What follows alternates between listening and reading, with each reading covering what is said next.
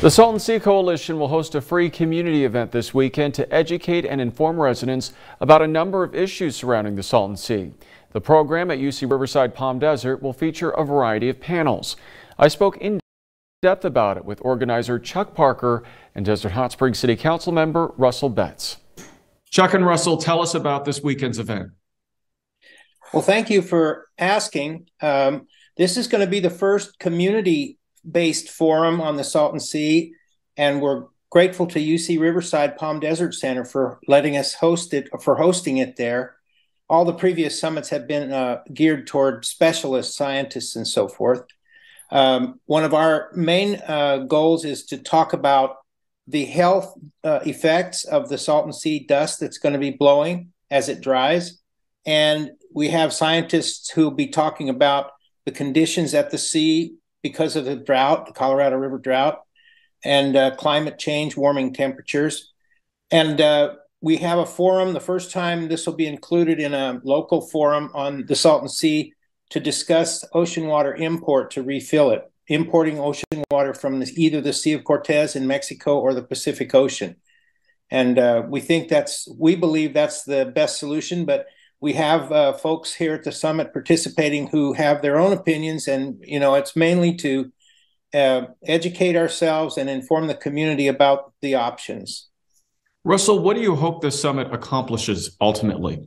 Well, I think the most important thing is for people to realize there's an option to bring in seawater either from the Pacific Ocean or the Sea of Cortez to fill up the sea. That we view that as the best option.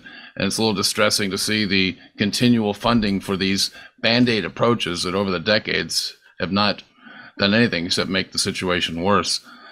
It's kind of like an addict who keeps getting just enough to keep them addicted, but nothing to really solve the overall problem. And so raising awareness and balancing the discussion towards a sea-to-sea solution is fill it back up. Let's get the recreation back there. Let's get the habitat back as it once was and as it can be.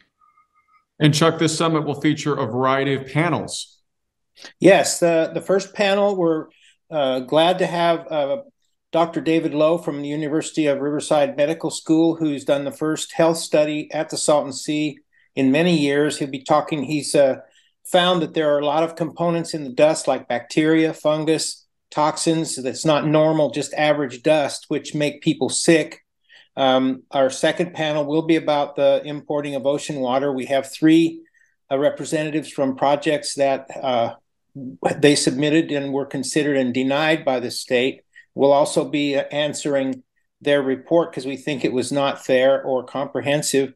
And the third panel, we've got researchers who have studied the Colorado River drought conditions, who've studied what's in the bottom of the Salton Sea, and if it dries, what's going to come up in the air, a lot of toxins, dangerous elements.